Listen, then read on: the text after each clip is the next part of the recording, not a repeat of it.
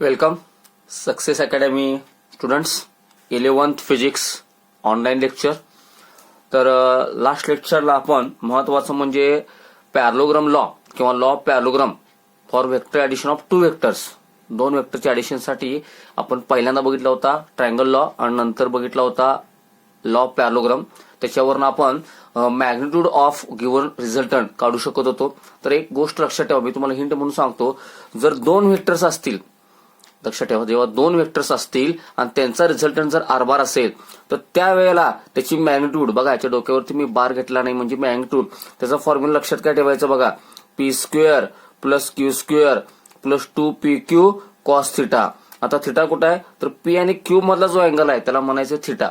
जर दोन वेक्टर्स असतील, अनेकदा मी हिंट सांगतो बघा, जर दोन वेक्टर्स असतील त्यांचे अँगल थिटा असेल तर त्यावेळेला त्यांचा रिझल्टंट जो असतो, आता जर पॅरलोग्राम असेल तर तो कुठं असणार, डायगोनल वरती. तर त्याची मॅग्निट्यूड साठी फॉर्म्युला लक्षात ठेवा, √p square plus Q square plus 2pq आणि इथला जो थिटा आहे पी आणि क्यू मधला याचा कॉस थिटा. हे सगळं रूटच्या आतमध्ये पाहिजे.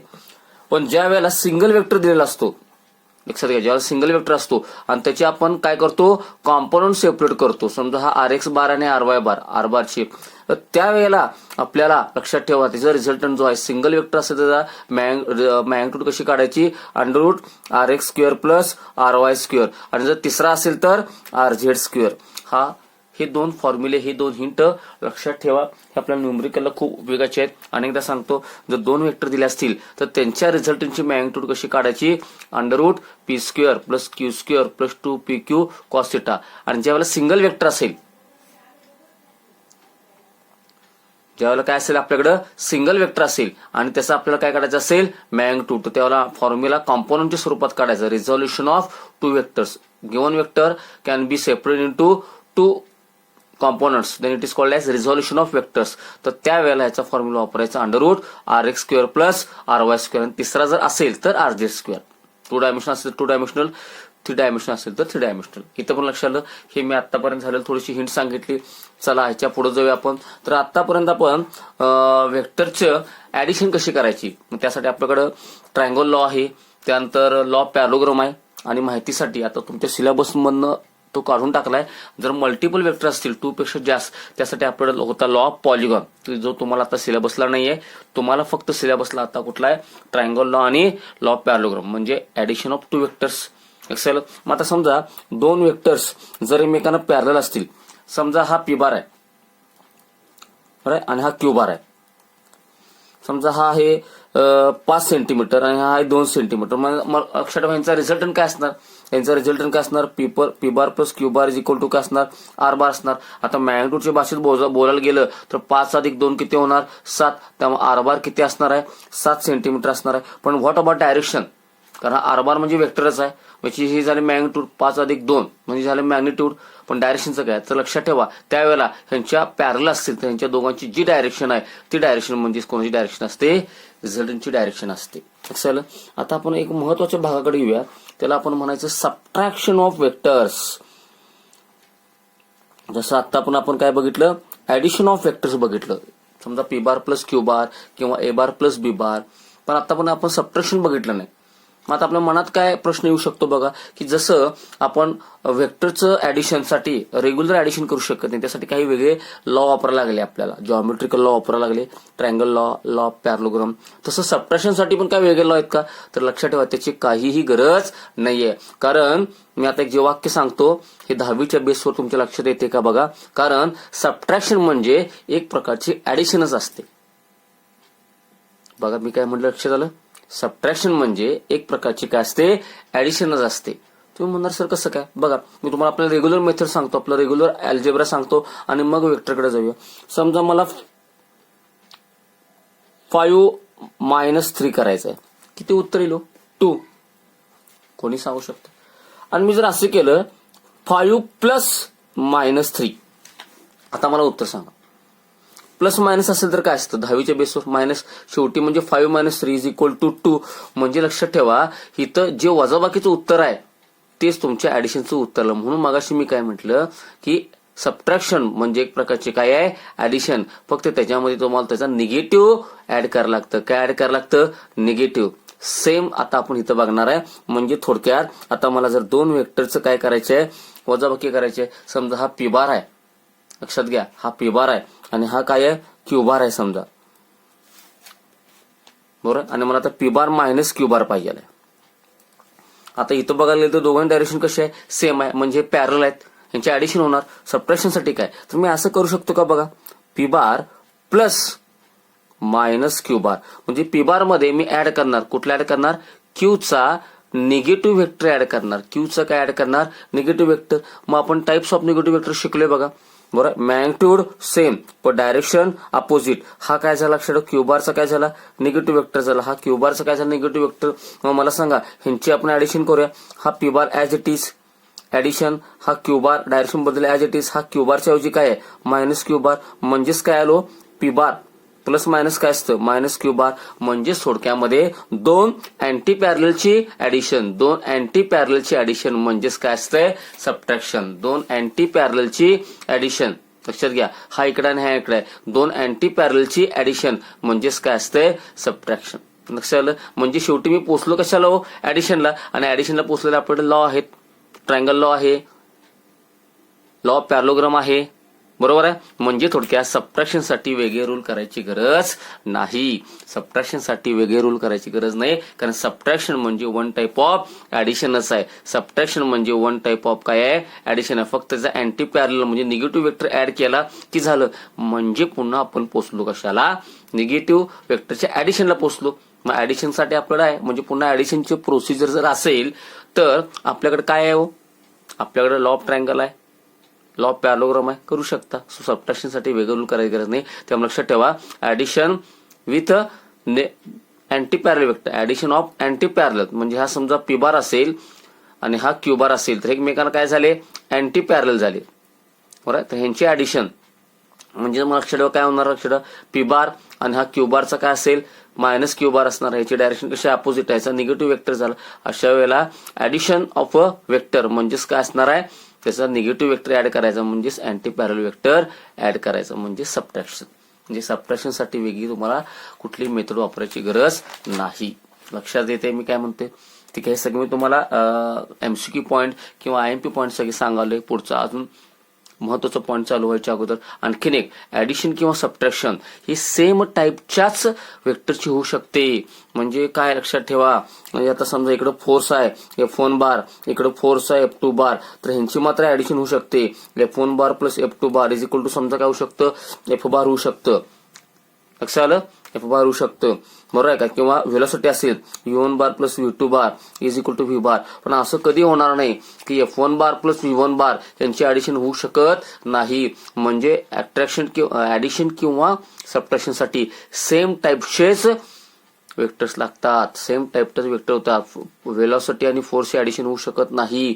म्हणजे एक वाक्य महत्वाचं लक्षात ठेवा एमसीक्यू साठी, addition and subtraction can be done by the vectors of same type. Same टाईपच्या वेक्टर होऊ शकतं. म्हणजे फोर्स असेल तर फोर्सच पाहिजे, व्हेलॉसिटी असेल व्हेलॉसिटी, किंवा आणखीन काय असेल तर तेच पाहिजे, दुसऱ्याचं होऊ शकत नाही. लक्षात मी काय म्हटलं, फोर्समध्ये व्हेलॉसिटी डिफरंट टाईपच्या वेक्टर्समध्ये, डिफरंट टाईपच्या वेक्टरमध्ये ऍडिशन किंवा सबट्रॅक्शन होऊ शकत नाही. ऍडिशन किंवा सबट्रॅक्शन सेम टाईपच्याच वेक्टरमध्ये होऊ शकते. इथं पण लक्षात आलं सगळ्यांना मी काय म्हटलं ते, ठीक आहे. चला आता आपण पुढे जाऊया. आता लक्षात ठेवा, आता आपण ऍडिशन आणि सबट्रॅक्शन बघितलं. सबट्रॅक्शन म्हणजे वन टाइप ऑफ ऍडिशनच आहे. अँटी पॅरलची ऍडिशन करायची, निगेटिव्ह वेक्टर जर ऍड केला तर ते काय असतं, सबट्रॅक्शन.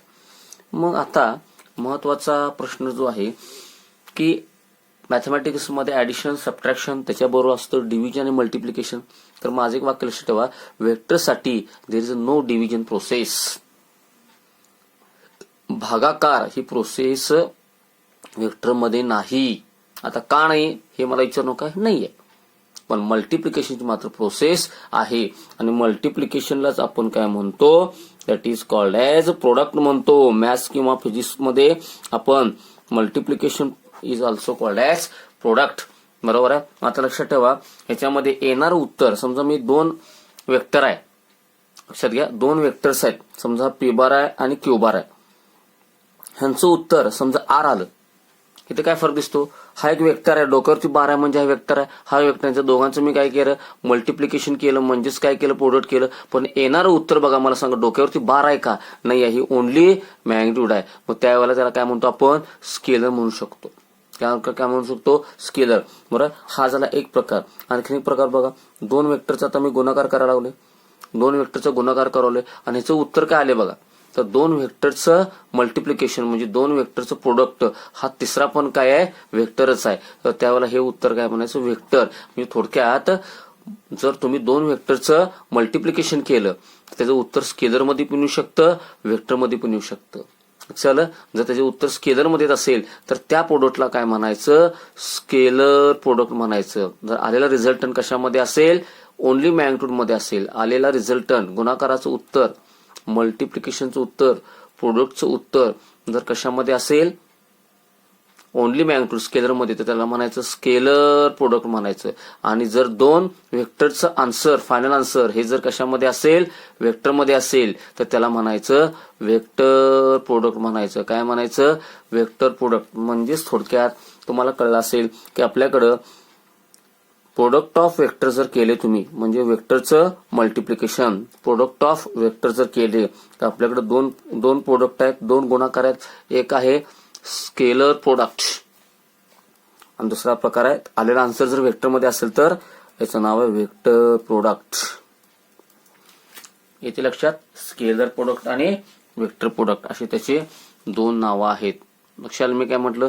मग आता वन बाय वन बघा. आता सगळ्यात पहिल्यांदा आपण काय बघा, स्केलर प्रोडक्ट, त्याचं डेफिनेशन, त्याचे एक्सप्लेनेशन आणि त्याच्या कॅरेक्टरिस्टिक्स, हे खूप महत्वाचं आहे. त्या परीक्षेमध्ये विचारतात आणि त्याचा आपल्याला न्यूमरिकलसाठी, फॉर्म्युल्यासाठी, प्रॉब्लेमसाठी पण उपयोग करायचा आहे. त्याच्यानंतरचं कुठला क्वेश्चन बघणार, डिफाईन वेक्टर प्रोडक्ट, एक्सप्लेनेशन आणि त्याचे पुन्हा कॅरेक्टरिस्टिक्स. लक्षात मी काय सांगितलं, तर सगळ्यात पहिला आपण प्रोडक्ट कडे जाऊया, म्हणजे मल्टिप्लिकेशन कडे जाऊया, कुठलं, स्केलर. ठीक आहे. आता स्केलर प्रोडक्ट अतिशय महत्वाचं आहे बघा. स्केलर प्रोडक्ट, पहिली गोष्ट म्हणजे प्रोडक्ट म्हणजे काय, मल्टिप्लिकेशन आहे वेक्टरचं. स्केलर म्हणजे आलेला आन्सर ओनली मॅग्निट्यूड असणार आहे.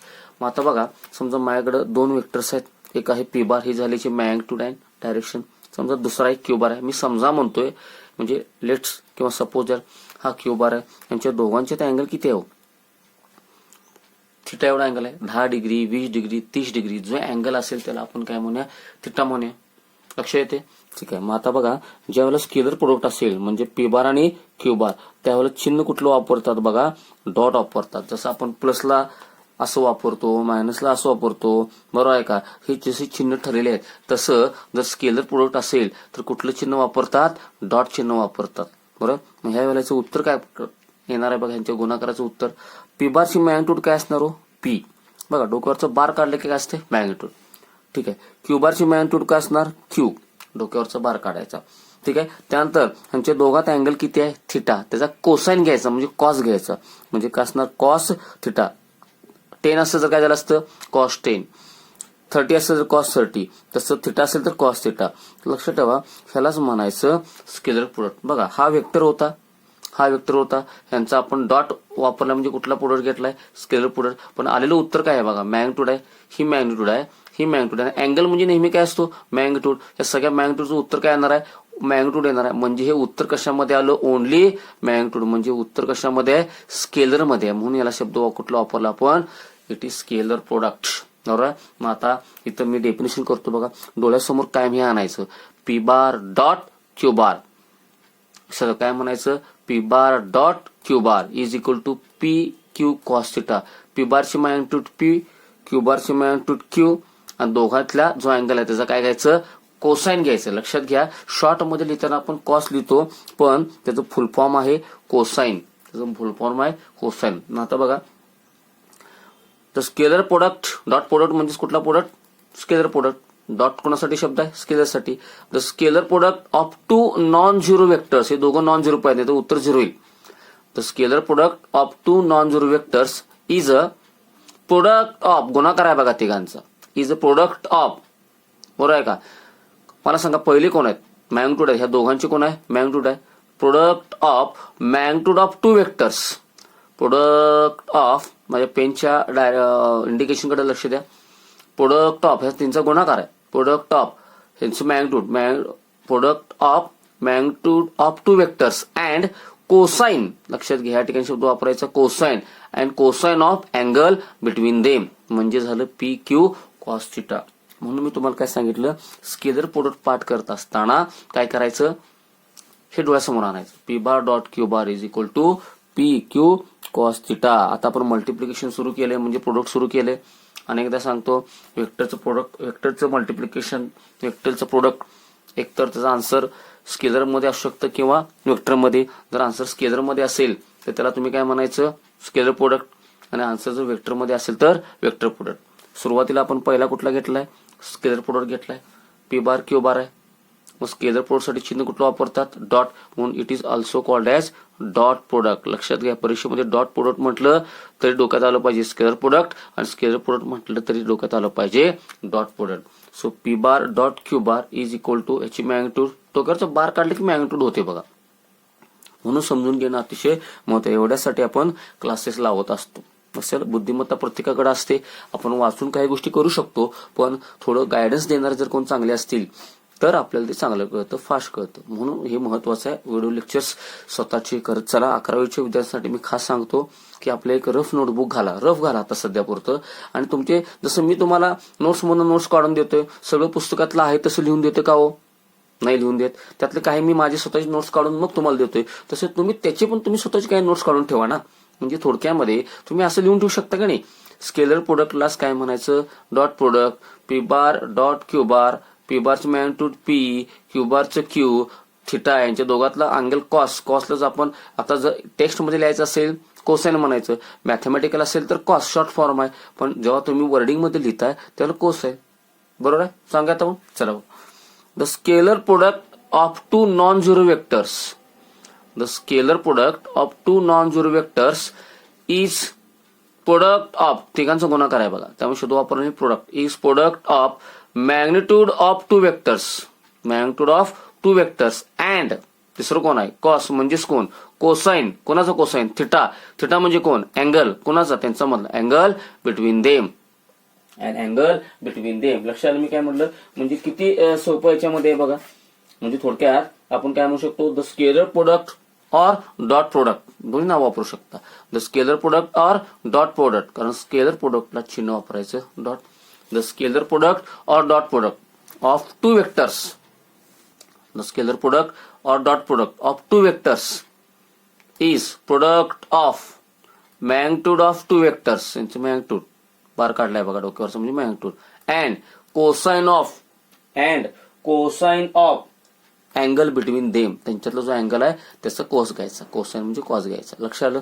याने एकदा लिहितो बघा, लिहू दे इथं, याच्यामध्ये सांगू दे, सांगा बघू काय सांगणार याच्यामध्ये आपण काय सांगू शकता सांगा. Scalar product of two vectors, जसं आता आपण नेहमी करतो त्याप्रमाणे आता आपल्याला जर परीक्षेमध्ये जर क्वेश्चन पडला तर आपण त्याप्रमाणे लिहू शकतो बघा. ठीक आहे बघा, explain the scalar product of two vectors with suitable example. आपण पी बार आणि क्यू बारचं घेतले बघा. Scalar product of two vectors दोघांचं होऊ शकतो, गुणाकार दोघांचाच होतो. The scalar product of two non zero vectors, नाही तर झिरो असेल तर उत्तर झिरो येईल म्हणून नॉन झिरो पाहिजे, is defined as the product of, product of म्हणजे काय, गुणाकार. आता ह्यांच्यात गुणाकार कोणाकोणाचा आहे बघा, product of the magnitude of the two vectors, म्हणजे थोडक्यामध्ये आपल्यात पी बार आणि क्यू बार यांची मॅग्निट्यूड काय होतो, P Q. The product of magnitude of two vector, product of magnitude of two vectors and cosine of the angle, म्हणजे थोडक्यात theta, between the two vectors and cosine of the angle between the two vectors. म्हणजे तोंडात पाठ करायचं, P bar dot Q bar is equal to P Q cos theta, हे पाठच करायचं म्हणजे ही डेफिनेशन ऑटोमॅटिकली तुम्हाला पाठ होते. लक्षात आलं, ही डेफिनेशन तुम्हाला ऑटोमॅटिकली पाठ होऊन जाते. थोडक्यात P bar dot Q bar is equal to P Q cos theta. In scalar product dot sign is used, hence it is also called as a dot product, hence it is also called as a dot product. लक्षात बघूया अनेकदा. The scalar product of two vectors, the scalar product of two vectors पण ते कसे पाहिजेत, non zero. The scalar product of two non zero vectors is defined as the product of म्हणजे p q, magnitude of the two vectors and cosine of angle between the two vectors. जो angle असेल त्याचा cos घ्यायचा. बरोबर. याच्यात महत्वाचं काय, the dot sign is used between the two vectors, hence it is called as dot product. आपण P bar आणि क्यू बारचं उत्तर जर घेतलं, एक्सप्रेशन घेतलं, हा पी बार आहे, क्यू बार आहे, त्यांच्यातला अँगल जर थिटा असेल तर P bar dot Q bar is equal to काय झालं, पी क्यू कॉस थिटा. ह्याला म्हणायचं. कारण हे उत्तर मॅग्निट्यूड, हे उत्तर मॅग्निट्यूड आणि अँगल नेहमी मॅग्निट्यूड असतो. म्हणजे तिघांचं उत्तर काय असणार आहे, ओनली मॅग्निट्यूड. म्हणजेच काय झालं, स्केलर प्रोडक्ट. ह्याला म्हणायचं स्केलर प्रोडक्ट. सगळ्यांना लक्षात येते ह्याच्यामध्ये. तर हे पार्टच करून टाका. आणि एकदा लास्ट सांगतो, म्हणजे आपलं नेक्स्ट लेक्चरला याचे आपल्याला जरा कॅरेक्टरिस्टिक्स मोठे आहेत आणि त्या कॅरेक्टरिस्टिक्स मध्ये काही न्यूमेरिकल्स आपल्याला बघायला मिळणार आहेत. बघा, the scalar product of two vectors non zero vectors is defined as the product of magnitude of two vectors म्हणजे पी क्यू अँड कोसाइन म्हणजे कॉस ऑफ द अँगल म्हणजे theta between the two vectors. त्यामुळे p bar dot Q bar is equal to P Q cos theta. हे पार्टच करा. लक्ष आलं. तर स्वतःची काही नोट्स तयार करा. नेक्स्ट लेक्चरला आपण ह्याचे कॅरेक्टरिस्टिक्स आपण चेक करूया. जे नवीन विद्यार्थी आहेत त्यांनी PCMB सगळ्या लेक्चर्सला काही वेळ द्या, काही लेक्चर जाऊ देत, मग तुम्हाला ते समजायला सुरू होईल. लक्ष आलं. ओके.